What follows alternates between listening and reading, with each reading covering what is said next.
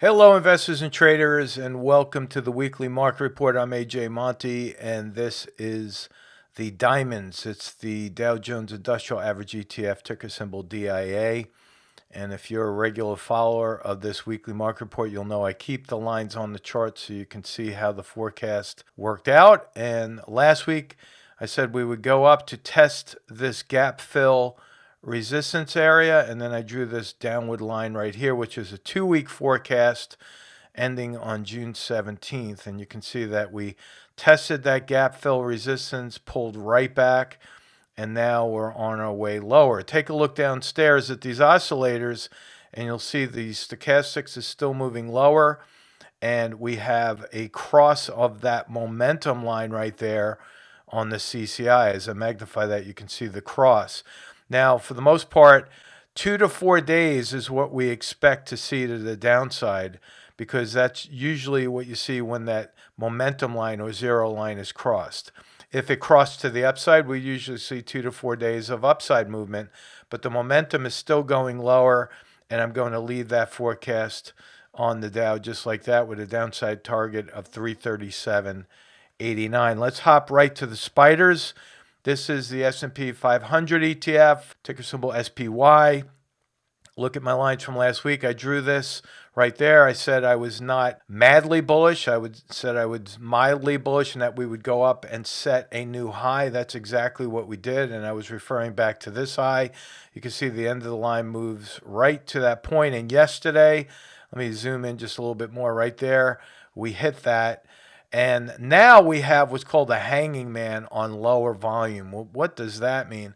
Well, hanging man is the second most bearish candle alongside of what's called a shooting star.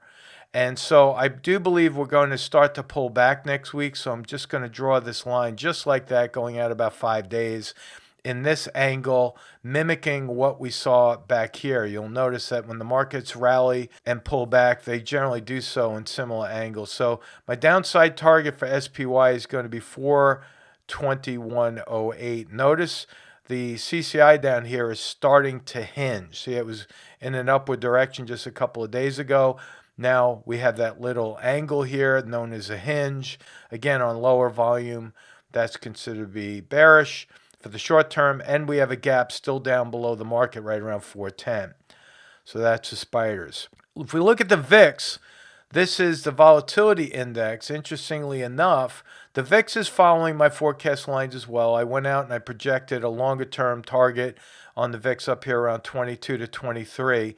We did pull back as I expected it would, tested this support level, and look at that little candle right there as I magnify that. That's known as a hammer pattern. A hammer pattern is when you have a shadow that's 1.5 to 2 times the length of that body. And if you look at the stochastics, still going down, but the CCI is going down and oversold. We have a little bit of a mix here because the CCI is showing more oversold than the stochastics. So I think we'll flounder around that support level Monday and Tuesday before we start to pick up some steam on the upside. For you option traders out there, you might take a look at VIX calls going out to September. If we close on Monday with a bullish or a pivot point here, that would be a good entry point for those call buyers out there in the option world. So that is the VIX. Again, I'm keeping my targets in place.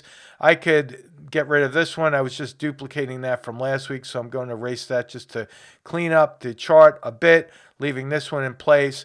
Don't be surprised if you see that VIX go up to 22, 23. If it does so, it could shoot up like a rocket, just like it did back here in mid-May. So that's the VIX. If we look at the IWM, which is the Russell 2000 ETF, it hit my targets here again. I didn't get crazy. I just drew this diagonal line here. We surpassed that and then pulled back yesterday. We could see a little bit of an uptick next week. Let me get rid of this line right here. But I think we're going to go up to test that resistance, which is going to be the high from this week. And then I think we're going to pull back. I don't see dramatic moves happening here at all. I see just more or less a hung market where it's trying to go higher, but guess what? The short sellers come in and start putting pressure. And you see the end of today's trading session, We saw some short covering towards the end of the day, and that didn't surprise me because a lot of folks don't really want to have a position over the weekend. But notice this drop in volume as the market rallied a little bit today here. That drop in volume tells us that the buyers are really not that motivated.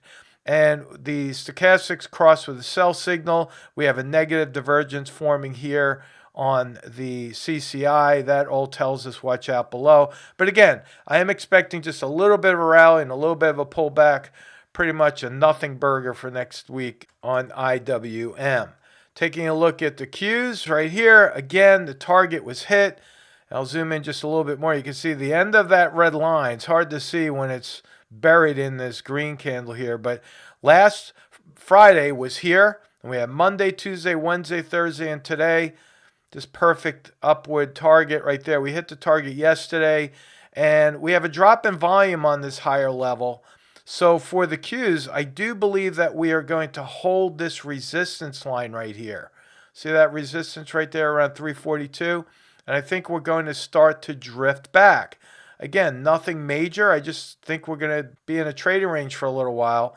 You see the oscillators down here starting to hinge. The stochastics is more or less flatlined at the top right here. That is considered to be a negative divergence, by the way, because we have a slight drop on the highs on the stochastics while we have higher highs on the price action. So we still have a gap below the market right there at 322.67.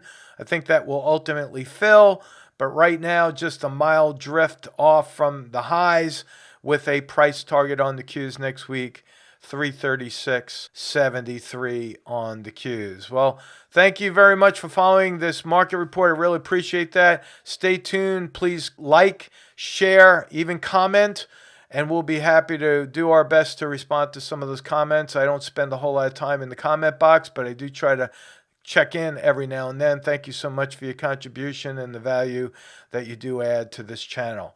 Have a great weekend. We'll talk to you soon. So long.